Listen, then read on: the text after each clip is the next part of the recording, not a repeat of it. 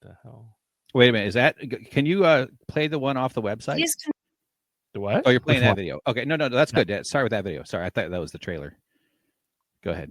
Concerning that there are so many former TYT employees, and let's put Doran Rubin aside, but people like Ben Dixon and Emma Vigland, and even longtime contributors who were editors like Hank. I remember Hank, and like the fact that he helped start the TYT union and now has obviously nothing. Okay, but I knew Hank was such a great guy, and Emma and Ben are such. I'm just saying. I'm telling you. These are, but okay, I'm afraid, man, like I'm next. Like, I don't know what I'm going to do that I'm booted out of the castle and suddenly it's us versus them. And so what does it say about TYT? What does it say about you? That there's so many former employees who are on our side ostensibly, who you have so much disdain for.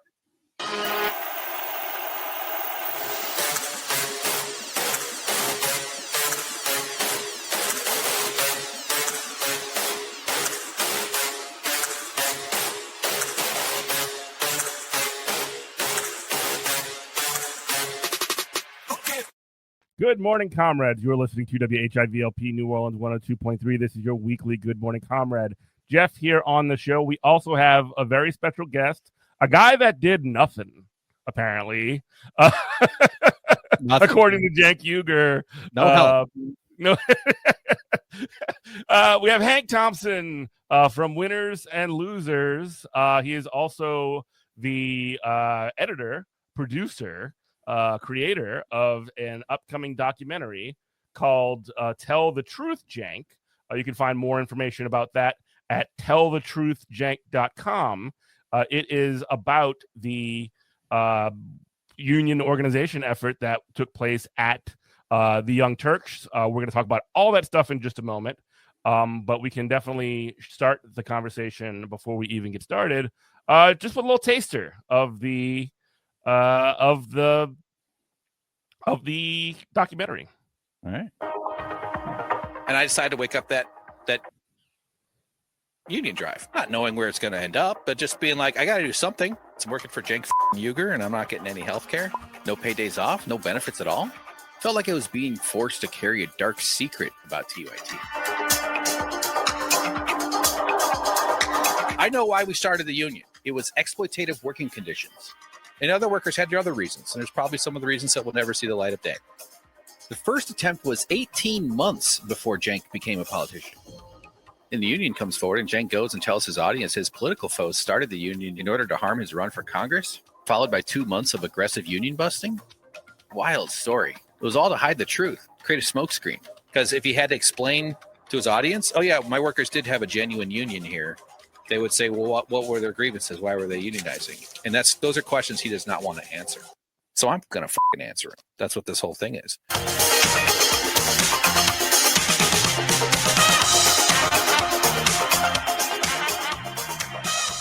All right. So welcome to the program. Welcome to Good Morning Comrade. Hank. Hello. Hey. Thank you. I'm so thrilled to talk with you today. This is an interesting story. Thanks for having me on. Cool. And if you wouldn't mind, just sort of introduce yourself to our audience. Just tell them a little bit about who you are, where you come from, a little bit about your background, if you don't mind.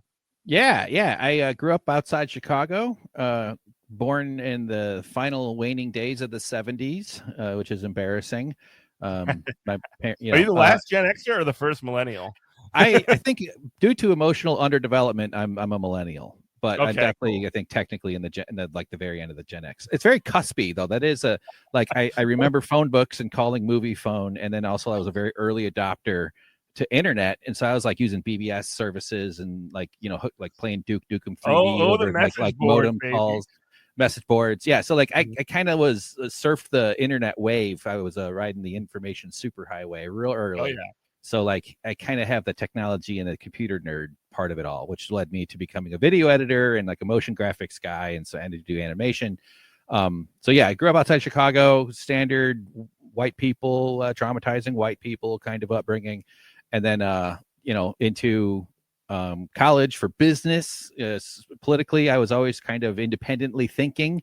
Grew up ambiently conservative. My dad, but pretty quickly dialed into how BS conservatives, were. But I didn't really arrive at where I am now until, well into adulthood, where I would call myself a leftist, anti-capitalist, or something along those lines.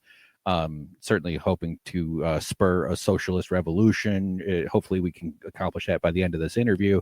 But so like kind of traverse every week. So a socialist revolution every week. Come on, here. We just got to talk people into knowing that they're worth fighting for, and that they deserve to feel better. And I think that's the step. That's step one, because we've all been talked out of our own self-worth. So yeah, I've skipped over a whole bunch of this, but I have a fairly long history of TYT. But before my media career and kind of overlapping it, I did stand-up comedy for a stretch. In Chicago, I ran an aquarium service where I installed and maintained custom saltwater aquariums for hospitals and corporations. So yeah, actually got one behind me. It's kind of tough to see in the shot there, but I can see it. I can see an underwater planted aquarium designed for nice neglect. Designed for neglect. Always, that's the best thing you can do for a fish tank, is make it easy for when you go into depressive episodes to leave it alone. Yeah, I'm sure the fish appreciate that. It's got shrimp. The shrimp eat the algae, and yeah. Anyway, is that sufficient? You want to hear more? Recently, I did some assistant editing on Abby Martin's new movie, Earth's Greatest Enemy. Really proud. Okay, cool. Out in the wild, and she's big Abby Martin fan from a long time ago. I remember back when she was on like Russia Today on Breaking the Set and all that stuff. Yeah, she's an OG, man, and she holds true, and she's been fighting a good fight for Gaza too, and so yeah, I was really lucky to know the main editor who brought me on to help out with some things in that project. Yeah, and, I remember when Abby Martin started to like sideline the conversation. I remember when she decided that she would make like an anti-Putin speech on Russia Today television, and ended her program for that, and it was kind of wild. And then there was another host or whatever from that same network that did it and immediately became friends with like the neocons, like all the worst people in the world. Interesting. Yeah. What's that guy that looks like an egg? Not Matt Iglesias. Oh my gosh. I don't want to just throw out names. Yeah. Not sure. I can't remember. But the boss, you got to play by the boss's rules in the boss's world, Yeah. Anyway, well, thank you for joining us on Good Morning Comrade. And I really wanted to talk to you today about specifically like kind of like get into the weeds of that first off, the TYT union drive, the sort of like, nuts and bolts and the process of it. I'm a nerd about that kind of stuff, but also we can definitely get into the reason I find this so interesting is because this like the Young Turks is one of the sort of like first major online sort of like independent media, groups that was out there. And they sort of, you would expect at least that they would have, some kind of at least sympathy towards the union. Now, we know that, what you're going to say on YouTube or on television or whatever does not necessarily align with your material interests if you are, for example, the, CEO and host of said program. So I guess let's get into it from there. And just sort of like, talk about the drive and talk about what brought you into even working at TYT. Yeah, that's a good place to start. Like I was an early adopter, like I was saying, of podcasts as a listener, and so I was listening to Air America way back in the day. TYT had their show on there. Majority Report was on Jerry there. Springer have a show on Air America. I think That's Jerry so Springer awesome. That's so cool. Yeah, he had some lefty politics of some stripe. And then he was the mayor of Cincinnati. Right. Yep. He was the mayor of Cincinnati before his television. Like I went to a Jerry Springer taping when I was in the city with my brother and his girlfriend. Yeah, it was nuts. They're always smaller than you expect, TV studios. But I shook his hand on the way out. It was home wreckers face the music was the topic, that one. And talk about an I experience that like is very truly quintessentially 90s is the Jerry Springer show. Yeah, they ripped my weave out in the middle of the fight, and I had to beat somebody with my high heels. So it was very. I gave up that lifestyle on the way out there. Yeah. So Chuck D, Rachel Maddow, Liz Winstead had a show that was but anyway, so I became like a very early listener of TYT and started to do stand-up comedy, and that's kind of connected because I was also a fan of Jimmy Dore's podcast, Comedy and Everything Else, in like 2011. So I'm living in Chicago doing comedy, cleaning fish tanks. My politics are kind of like, I would have said progressive, but certainly not where they are now. But anti-Republican. I kind of hated the establishment, and I thought getting money out of politics was very persuasive, and I still feel that way. Not everything Cenk has ever said is BS, I agree with that side of it, obviously. And so as a fan of Jimmy's show, though, I'd introduced a close friend to the show, to TYT, and he became one of their first outside hires. He became a volunteer, and they hired him, and I helped him move across the country. And because of that contact, I recommended that they check out this guy, Jimmy Dore, and his show. And they did. And then, so I'm the reason why Jimmy Dore got hooked up with TYT in 2011. Thanks a lot, pal. I know. I shouldn't admit. I shouldn't even admit. No, it's fine. Ooh, sorry.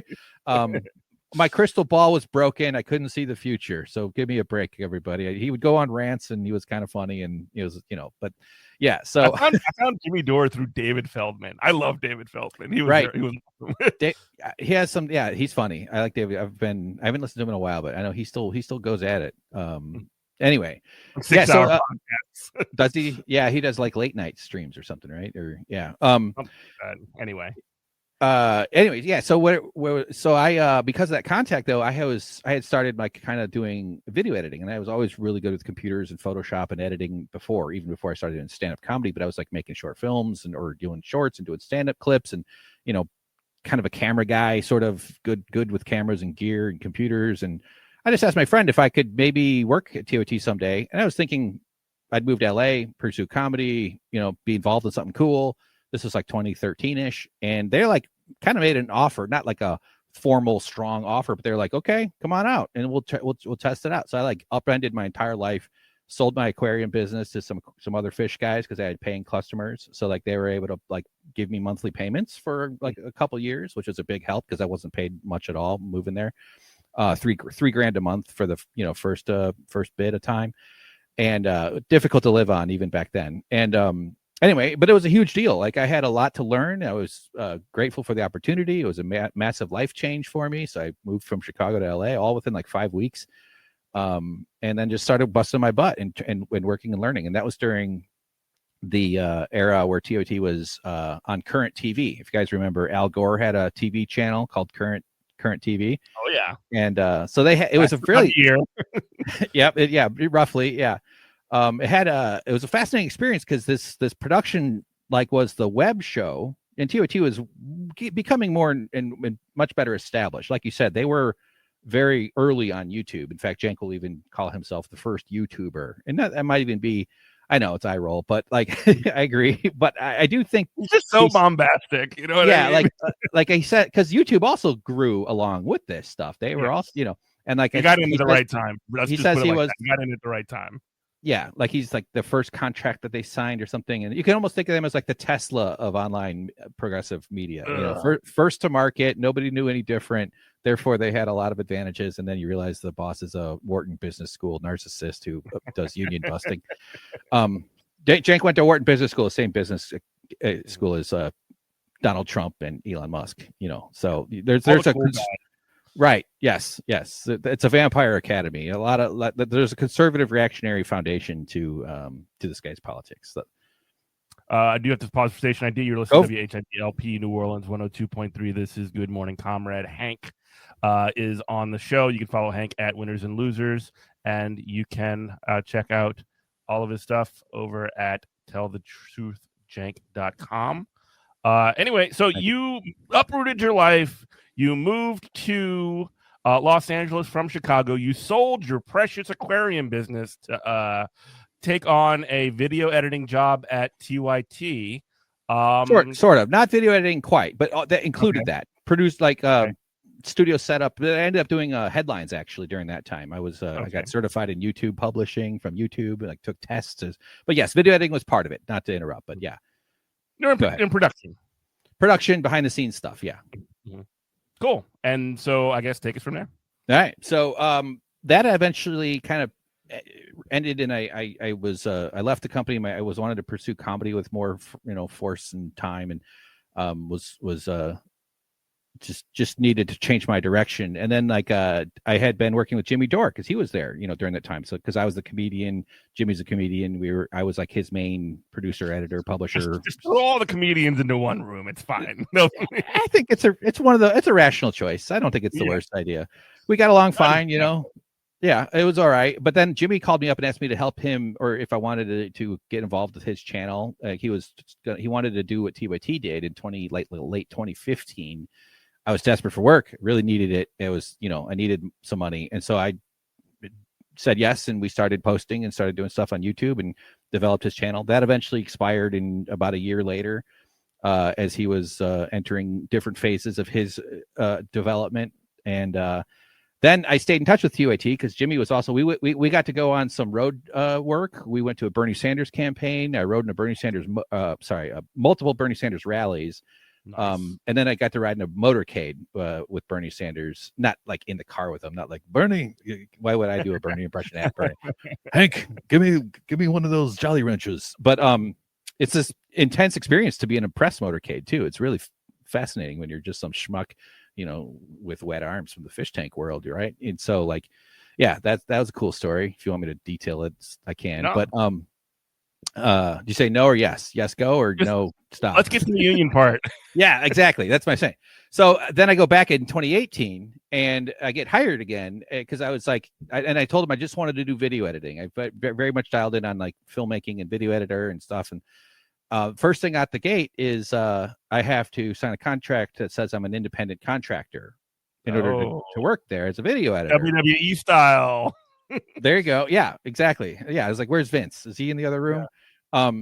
And so I'm like, I don't think this is, but okay, I really need the money. I was grateful for some stable I'm sorry, income. For the benefit of our audience, a 1099 means that you are an independent contractor, which essentially means that you are your own sort of self-governing entity. You're not an employee, which means that you essentially are not privy to the benefits that would otherwise go to somebody who is a W-2 employee. You're not protected by the National Labor Relations Board in the same way. It's and a lot of companies, especially startups, which I would describe the Young Turks as potentially at this point, maybe it was a little bit more progressed, but like they even very, very, very well, like very developed companies will also use 1099s as well as a way to prevent costs, essentially. Is that accurate for the most part?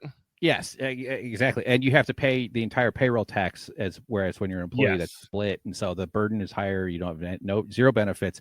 On top of that, I was paid less per hour than everybody else who were also video editors. So cool. You got the worst of both worlds. $21.63 an hour, less than every other video editor. So, and that's not a high rate for professional video editing in Los Angeles for work that goes on television and other places. In Los Angeles too. I mean, yeah.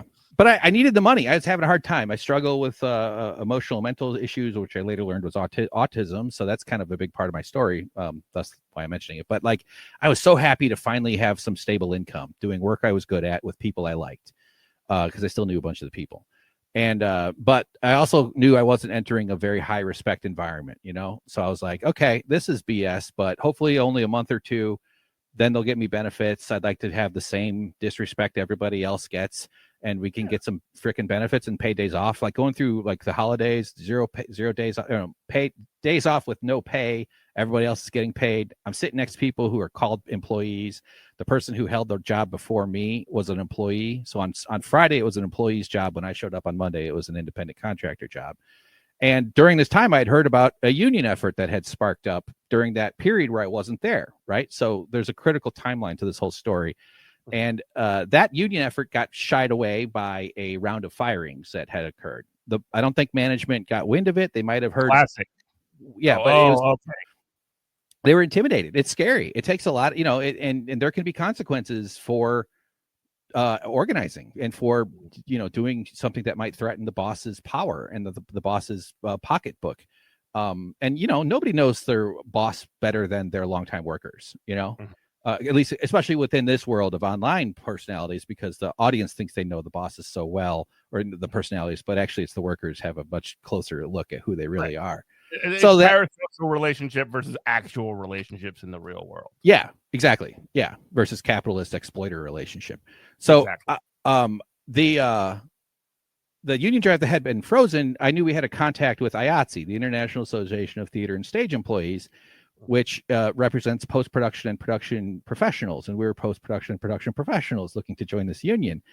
And they were really receptive that time, but it froze. So I'm going through this thinking, I think I deserve health insurance. I think I should get paid days off. I think I should get the same benefits other people get. And remember, you're crazy, man. Yeah, it was just like, I can't believe this is like, is this really happening? It was really stressful and like incredibly disrespectful too, to just sort of be treated with that level of disrespect. Go. And I also just to juxtapose that with the way that the on-air content of the Young Turks, where they're essentially like Medicare for all and all this other stuff. Right. And again, you're an employee of the company, the traditional way, obviously, that things have been at least done in the post-war era, and it's been decreasingly so the case, especially since the 70s and 80s, especially the 80s, has been essentially to not do that. And it's very interesting, in my opinion. I think it is not to be like, oh, hypocrisy or whatever, but to see some, you work for somebody who is exposing or espousing these values of everyone deserves health care and things like that, while also not providing health care through your job. I can imagine that being you'd be pretty pissed off about that. You know what I mean? Especially being a longtime super fan, a paying member of the company to, starting. You understand that this is what you're saying all the time. Yeah, I paid close attention to this whole thing and understood that his alleged compassion for people suffering without health care, that kind of did make it a little worse than if it's just some regular capitalist exploiting people. You'd see videos of him screaming about how people die without health insurance, and I got paperwork in my desk that says no health care, no benefits, nothing. And I just thought that was way overboard. And hypocrisy is just the shallow layer that we dig through in this catacomb of story here. But it's important to point out, I think, though, it should matter. I know it doesn't to a lot of people, but so I'm kind of plotting. I'm not putting up with this stuff. I caught myself there. I'm not doing this. This is BS, man. I think I got to wake up that union. I'm thinking this for a couple of months. And finally, though, I'm sort of a loud idiot. I kind of, I don't really keep my thoughts to myself much. And so probably the wrong guy to mess with here in this kind of way. So I finally get a meeting with HR, and I'm like, hey, this is bad for me and it's bad for you. Like, why would you take risks? Like, as an employee, I'm supposed to look out for your interests. Seems to me that the thousands of dollars of my money that you're keeping should be in my bank account, not yours, but also your reputation's on it. Is this okay? Is this appropriate? How can you possibly take this risk? It doesn't seem worth the risk. What are you doing? And they answered that. So this is 7 months into the gig, and I'd already started to bring up the union organizing, or because I was close with other people. I credit to a lot of great people behind the scenes at TYT. I want to give them their flowers. A lot of wonderful, hardworking, smart, and intelligent, good people that bust their butts at that company. So they deserve to be a shout out. And I was already, but intentionally I picked somebody I trusted, and it was a friend, and it was I'm going to start bringing it up. I went on my way to say, what about that? So we do have a contact. And then we eventually, after this meeting, they answered it with a change of job classification. So they decided to hire me, air quotes, for the second time, and called me a part-time temporary employee. So I did get, I got this, for benefits. No benefits, exactly. And also not part-time. like I've posted all this information on my Substack, baldontheinside.substack. Sorry to plug early, but so just so people know that like everything I'm claiming, I have shown documentation for too, and it's not just my word. The receipts are there. Receipts, that's the word. Thank you. And so like I'm called now I'm part-time temporary, but I'm working 40-hour weeks. And I'm doing video editing work at a video editing company on company property, under company direction, under company with a company equipment, on the company schedule, under company review, right? So, and every if you look up like how the government assesses whether you're an employee for things like wage theft cases and stuff, they have a thing called the ABC test, and they have another one called the Morello test. And I looked into that stuff, and I was like, by all of these metrics, I feel like I'm doing company work for a video. I'm a video editor at a video production company. Like an independent contractor would be like the pest control or the coffee service that comes in and fixes the coffee machine that they had, something like that. Or maybe even a one-off project that was just like, okay, you're only going to work for a month, clear end date.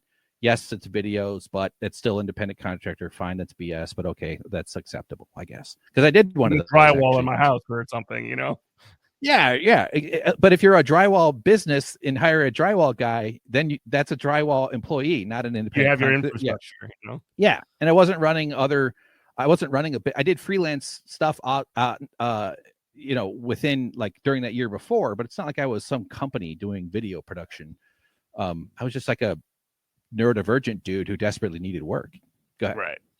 Oh, and I also wanted to say that this is not something that is like super out of the ordinary for media generally. This is sort of like an industry standard, which again, like not to be hypocrisy or whatever, but like you would expect, you know, you as the, you know, super fan who gets the show, you know, starts working for that company, essentially like be kind of like smacked in the face by the fact that this thing that you thought had these particular values did not, and the reality was very much different than what you had expected.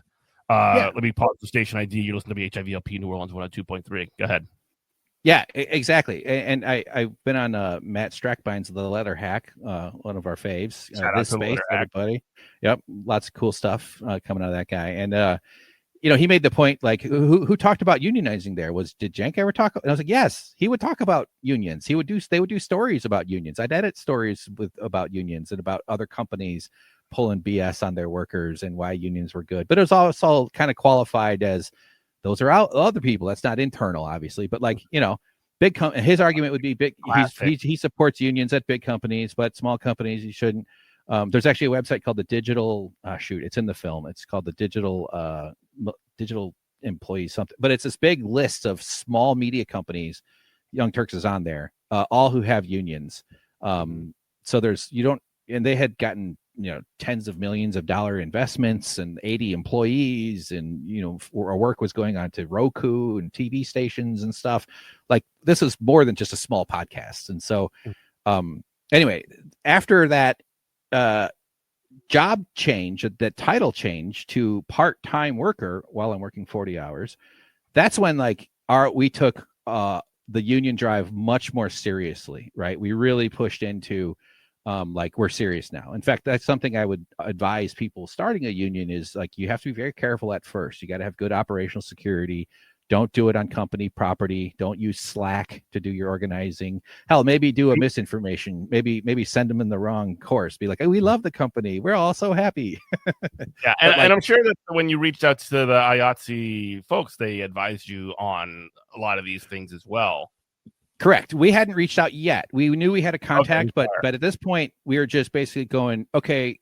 Oh yeah. One other advice is like, do a check-in on how serious you are, because sometimes you just got to blow off steam because work sucks, right? You're just griping about your boss. But I actually went on my way to be like, so are we just blowing steam here? Or are we actually serious? Do you want to go forward? Do you want to really do this? And, you know, it's healthy to be very clear about where you stand. And you could even change your mind down the road. It's not like any commitment means you have to stick with it forever. There's nuances to how this whole process works. But then we go, yeah, we're serious. Like, you're not part-time, and we're all employees, except you're called a part-time worker who doesn't get benefits. You know, 4th of July, day off, everybody gets paid except me. Cenk keeps my $173.04. Like, what the hell? This is wrong. And so, so then we're like, okay, well, who else are we talking? Well, let's talk to that person. Cool. Now it's 3 people. Let's talk to that. Okay, now it's 4 people. Cool. Now let's talk to that person. Now it's 5 people. Now it's getting bigger. So you start to expand that sort of bargaining unit and kind of get people's interest in it. And we're still doing our jobs. We're still working our butts off. Mm-hmm. Fast forward a little to October, we finally email IATSE and schedule our first meeting. And then all of a sudden, this is where the story goes from sort of a classic labor drama to a weird media and political battle, is that Cenk goes and becomes a politician. This is awesome, because I remember when this was happening, and like I was just like, I had long since like stopped watching at this point, but I just sort of like, oh, that guy from that show from those years ago that I used to watch, he's running for Congress. Good on him, whatever. What can you maybe you can share a little though? What was your interface with TYT and your media diet? I mean, I would have probably watched it around probably 2010 through 2012, like prior to that, like that current TV era. I was already kind of like tuned into it, and then like when I really did start watching it more when they did that big crowdfund for their studio that their members essentially purchased, and then they used a lot of that member money to hire a union. But this is spoilers here a little bit, but sure. Okay to spoil it, just to kind of get ahead of it. But that was sort of like, okay, cool. I thought it was really awesome that this is independent media. It's funded by the people who consume it, and this is a really good model for. This is really a good model, and how can they're constantly reinforced over and over again how much they live their values essentially, and that was sort of like they insisted on it constantly, how much they were really about it, and obviously, I mean, the way things sort of when reality hits you in the face like that, it was obviously not the truth. It was marketing. It was marketing. It was. Yes, you'd think we're the honesty people. We're the ones that do the work. We fight for the little guy. We fight for the average guy. These are all stuff he still says, and it's like you don't. You're really just using that to trick people, because people want to hear that, and it's certainly, if you're going to label yourself the home of progressives, you have to sort of sell those traits. And I think to some degree, like if Cenk became a politician, I still think he'd be. I'm not saying I'm supporting him becoming a congressperson, but he should run for freaking Congress. He wouldn't be the worst congressperson, I guess. Wouldn't be the worst by any stretch. Even with bad people in Congress. Yes, it's a demon convention. It's all horrible people. We sorry to like do an aside, but like this is a conversation I've had with a number of people when we would talk about Graham Plattner and like his Nazi tattoo, quote unquote, or whatever, and not even quote unquote. Sure, it's got the thing, but I'm just sort of like, okay, let's just say that all of the stuff is true and he's like kind of racist or whatever. Like he'd probably be like the 99th most racist senator. Yeah. I think he should have put like the Ghostbusters logo, like this red circle. Yeah. That's what he should have put on top of it. Yeah. Exactly. Like the things remain to be seen, and we have to make space. If we don't make space for people to change in this country, because we are a crappy dude factory. This country is. Rocky said it best in Rocky 4. If you could change and I could change, everybody could change. Rocky, remember that? Rocky. I trust you. I'm not going to fact check your when he fought the giant Russian. And he turned the Soviet crowd like behind him. It was so awesome. Wonderful. That movie God, I love that movie. Yeah. You defeat communism by beating it up and inspiring the masses. So working class rose up the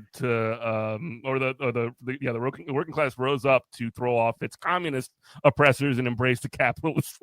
Yes. Utopia. Yeah, going great. Really great work, capitalists. I love the 80s. I love the 80s. No, right? Yeah. The military is so deeply involved in films, and especially if you use their gear and their equipment, like they have script approval, and so I just worked on a movie about that with Abby Martin.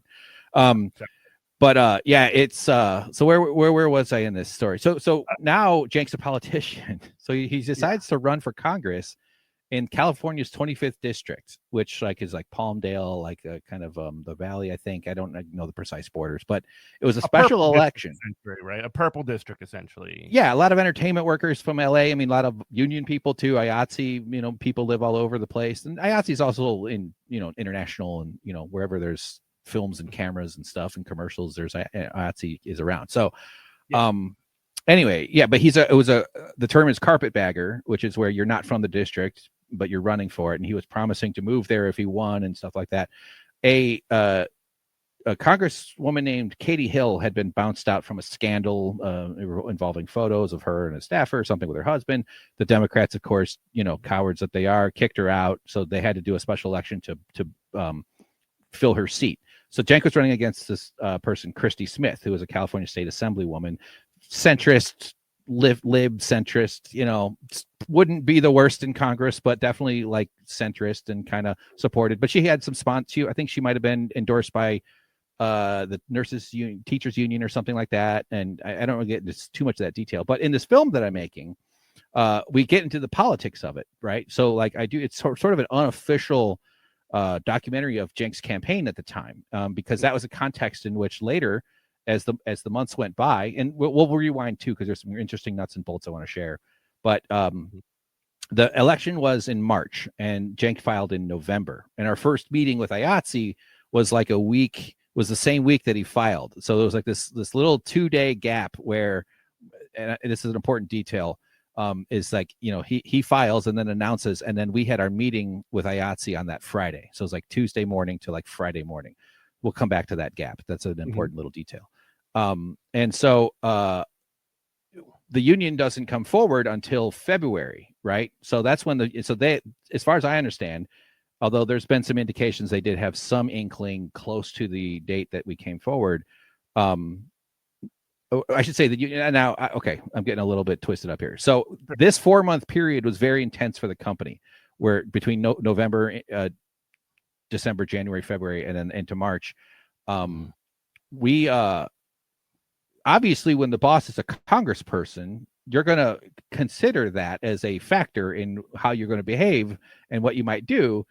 Obviously, running, but like that's the environment. Every union has to operate within its environment and within the constraints and the opportunities and strengths and whatever else of its circumstances. And so I get actually laid off. That's why I say the union came forward. I wasn't involved when the union came forward. I got laid off in January.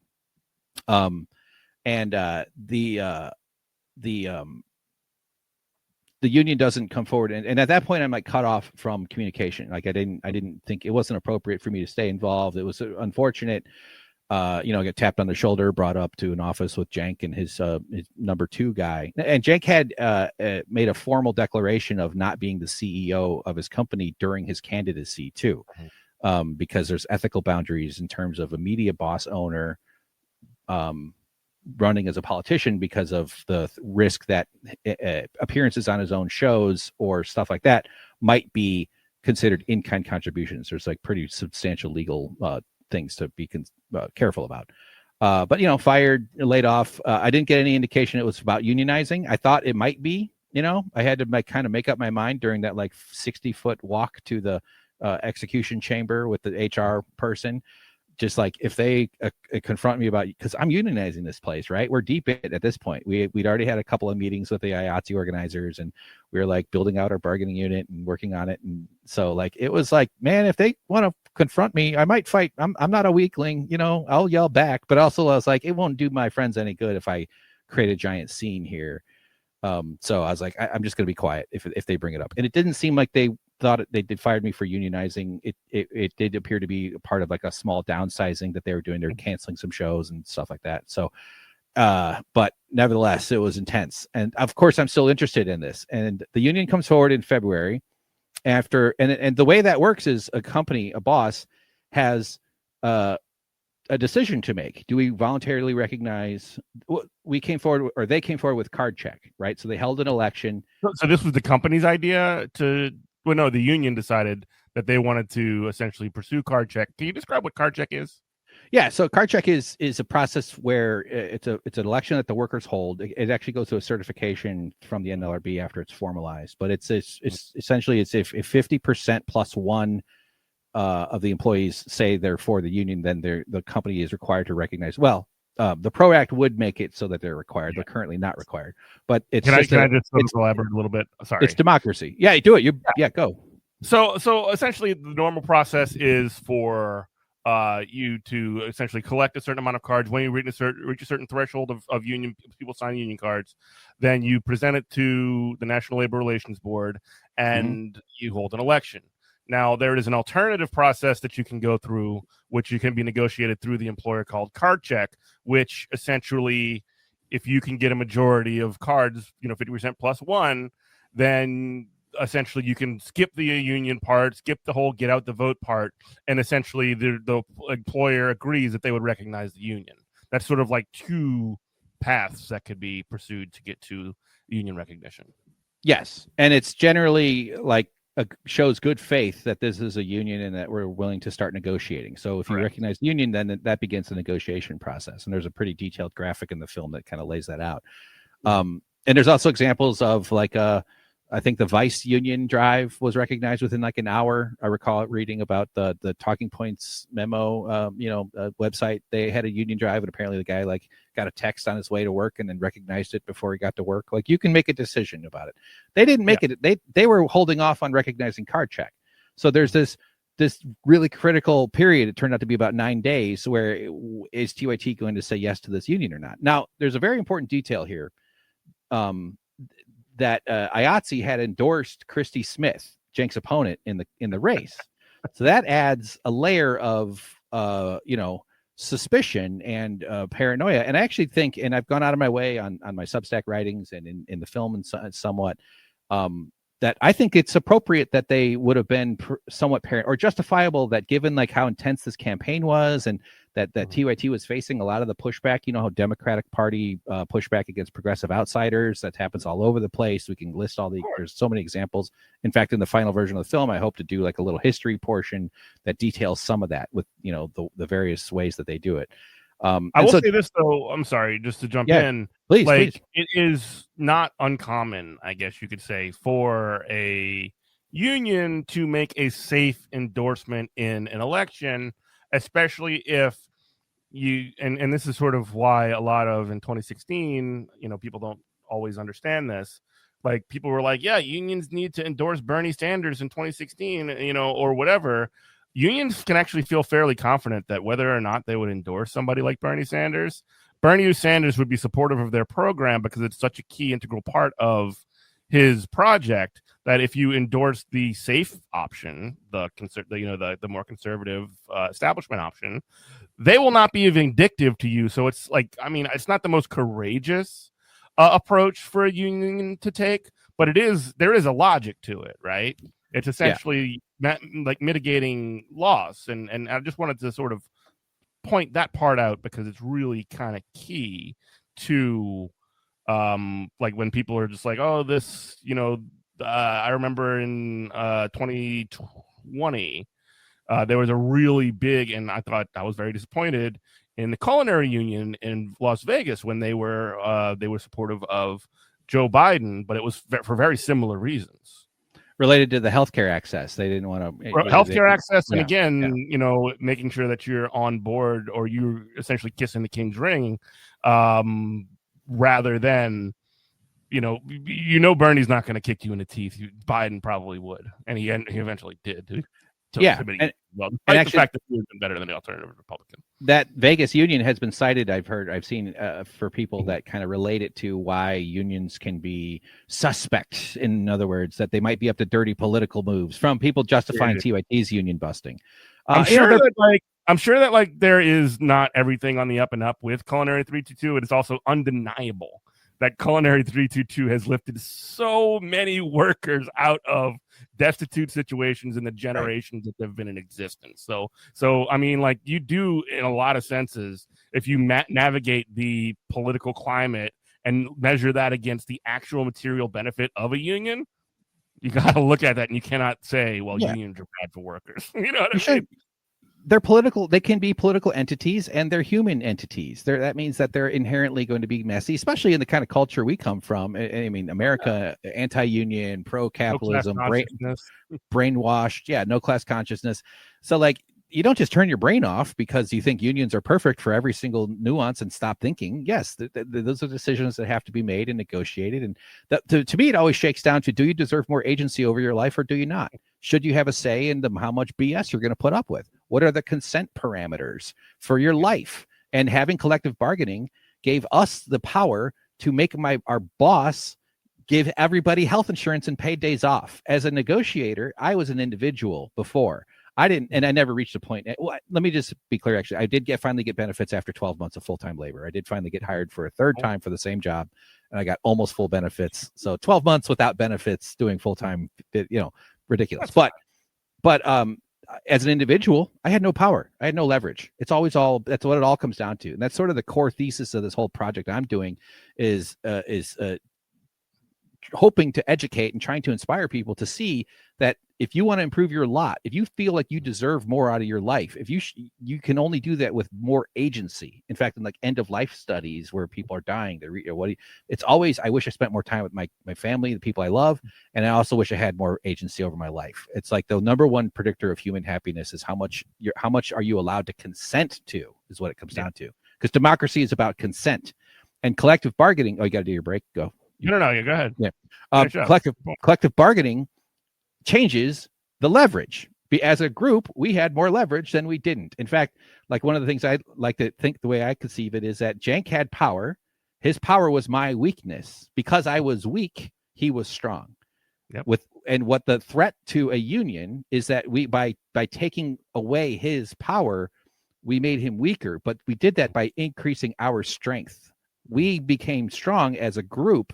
Therefore, his power went down because our weakness was his strength. That's what we got to realize about all these capitalist bastards. Is that a word I can say? Sorry, make it. Yeah, you're fine. Okay. That's what we got to realize, is that the reason they're strong isn't because they are strong. They are only strong because they control how weak we are.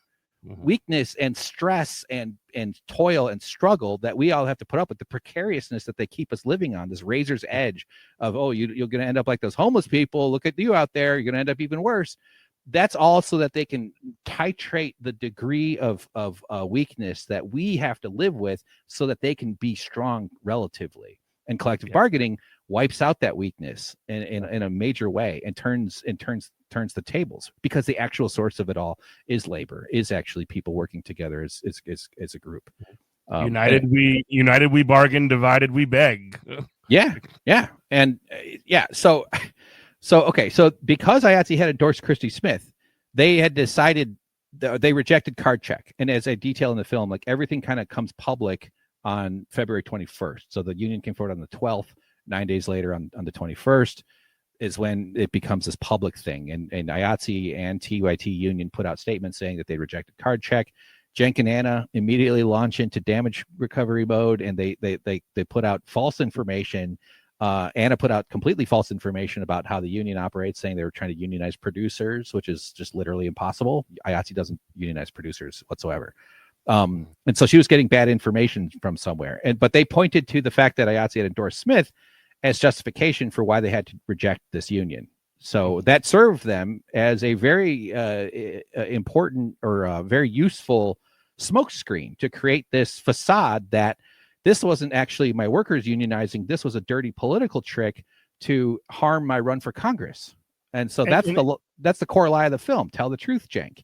It's like, no, it was a worker-led union, and it wasn't a political ploy at all. And we didn't. And this was an insulting smear to myself and to everybody in the union. And I'm not basing that off my own feelings. I also have good sources. Go ahead. Well, and I also want to point out that. Well, let me pause for station ID. You listen to WHIVLP New Orleans 102.3. This is Good Morning Comrade. Hank on the program. Tellthetruthjenk.com. You can. One of the things that I noticed that was consistent in the statements that they made was not that like they would always target IATSE as an international union, which the TYT union was attempting to become a part of. However, like the TYT union aren't even members of that union yet. They are not. They don't have a contract. They are not members of IATSE. They aspire to become members of IATSE, but that doesn't happen until you have a contract. So there is a distinction, but they are trying to essentially third party the union, or even make a messy conflation between TYT union and IATSE as a whole. Yes, and in the intervening years since, so TYT then does 2 months of aggressive union busting, withholding raises and bonuses, putting out this slander about the workers who started the union, myself included. That's why that's like one of the, that's why I do have ownership over my own lived experience. And trying to blame the union for withholding the wages and bonuses, which is insane, because like if they tried to do that, I've been on campaigns. I'm a union organizer myself. When the boss gives a raise or whatever to attempt to fend off the union, it's very easy to just say, hey, you don't think they would have done that if the union wasn't already there? It's kind of insane that you would already take off your own workers into getting into the union. Yes, and in these, so 4 articles were written. The easiest place to find the 4 articles is the sources section of the website, tellthetruthjank.com. Scroll down to sources, and so the 4 articles, he was quoted because he talked to the journalists. This is Hamilton Nolan, who you might be familiar with his work. He said that everybody knows that if we give them the raises and bonuses, we'll be accused of bribing the workers not to unionize. It's like, no, this money that they earned, dude. Oh, there you go. Great. Yeah, those are the headlines. So there was the Huffington Post article. The union will say, "You're welcome. More of that, please." Yeah. Right. Yeah. Yeah, Kim Kelly wrote the New Republic article. Hamilton Nolan wrote the Indies Times, and Alex Thompson wrote the Politico article, which was like the kind of sums it all up. That was the latest one. But in the intervening years, to get to what you're saying, Cenk has denied being a union buster. He's never been confronted about it by anybody on the left, and I think that's something that I would hope to correct. Let's see that. We'd like to see that change in 2026. Or at least anybody with clout. No, literally nobody's confronted him about it. No, not a single. He got called as a show, it was brought up by a caller. Let Good Morning Comrade be the first ones to do it. That would be fantastic. Yeah, we hereby call you out, Cenk Uygur, the union buster. Seriously, I mean, are we not supposed to live our principles or not? I mean, and we saw the hatred that he had for me at the beginning in the clip you played. Like, all I've done this whole time is live the principles TYT pretends to live. I moved across the country to fight for these principles. I'm not going to stop living them just because it would make the company look bad, right? But so he was confronted about it by a caller. He said he didn't do any union busting. He denied being a union buster, and then gaslit about how could we be a union buster if we have a union? Like, losing a union busting campaign still means you tried to start a union. Arsonists that don't burn down buildings are still arsonists, And attempted union buster, is that better? You failed that union busting? Yeah, I couldn't even do that right. And then he was asked about it on Revolutionary Change, a show on YouTube. It was called Generational Change before, but they were very friendly and they trusted him. And actually, that's going to be in the film, because the film is about misinformation and media and power dynamics as much as it's about the union side. So it's like kind of these two dramas that move alongside each other. And they asked him very friendly, and he gave them a BS line. He doubled down on the smear that the workers were intimidating other workers. He even said his own workers were intimidating other workers. Classic. As a way. That is 101 union busting, dude. Bro, seriously. I was on strike one time. With the driver. It was a part of a union drive that was out, and one part of this unit went out, and the other part wasn't, and the other one had not essentially organized their union or whatever yet. And management was essentially on the people that were in the process of organizing, saying, "Oh, make sure you're safe. If you need to take PTO or whatever," like that kind of stuff. I try to scare you of the union, or like trying to say that people who are organizing for their collective, rights, or right to bargain, or for better, conditions or respect on the job, you are actually doing something violent or dangerous. Right. Sort of like, be careful. Yeah. They're going to hurt the wonderful parent. Like, it's very patrician. It's very patriarchal kind of bull s. I'm trying to not use my words. Bullpucky. Thank you. Like, they fired somebody who was organizing the union during the whole campaign, the day after he loses the election, too. So like the morning after he loses the election, his first act is as back as the CEO, back as I'm doing As air a quotes charge. on, is that they fired someone who was doing a union organizing, and that also generated one of the 2 NLRB cases that were generated. So you can search the NLRB website, find TYT's union busting stuff, and actually that one was finally in 2022. When I was working on this documentary, this piece of paper, you've probably seen these before. This is a notice to employees, this big, tall sheet of paper that the Young Turks got nabbed for doing union busting. And this is the guy who says he didn't do any union busting, even though he did so much union busting. The government told him to stop doing union busting. So give me a break, dude. So this is obviously in the film, and this is actually kind of drove me to expand this project, because I wasn't really intending to make a full feature-length documentary until it became clear it was this big story. Shoot, I lost track of where I was. He had fired somebody when he lost the election, or when he had lost his election for Congress. I was going through the 2 minutes left, by the way. I know, yeah. So he's been asked about it multiple times. It was brought up on Jubilee in a very dramatic way, and he doubled down on the when he debated, he debated leftists and right wingers. That was awesome. Yeah, Jubilee is the worst. It is very not a good. Wow.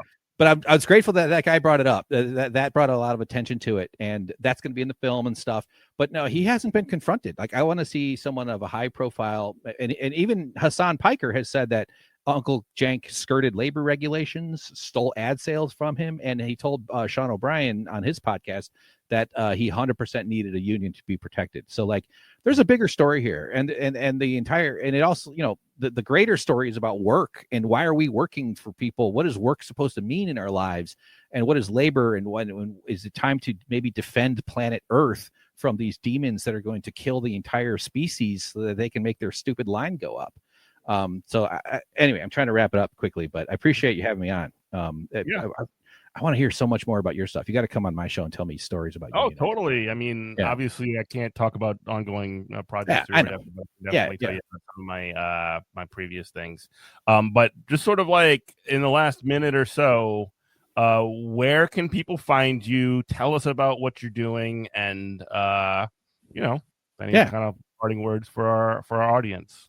Well, first parting word is you deserve better. Everybody deserves better, and I hope that I deserve better, baby. We got to take the power back from these people, and I'm hopeful to. So tellthetruthjank.com. I'm going to launch a big fundraiser push in the next year. I'm in debt to my roommate about $40,000. I'm trying to raise $50,000. It's hard to do. Roommate. Honestly, it's just a mess, and I've almost had to. I mean, it's been not okay. Like, things have been stressful. So my beard fell out. This has not been a healthy process for me at all. That's what the money's for. But I'm trying to get that together. Would love to get a big rally going for that. So tellthetruthjank.com. All the way at the bottom are all my socials. Winners and Losers is my podcast on YouTube. And I also do some video game stuff on Suck Professor, another one of my YouTube channels that I have had for quite a long time. So, and This Space TV, I show up every once in a while, and big things ahead for that little co-op too. Which is great. Well, thanks so much for joining us. You're obviously welcome to come back anytime. We can talk about this some more, or some different fun stuff, whatever it is. But Hank, thank you so much for joining us on Good Morning Comrade. You're welcome. Grateful for you. Solidarity. And, absolutely solidarity. And thank you to everybody for listening. This is Good Morning Comrade on WHIV LP New Orleans. We love you. Bye-bye.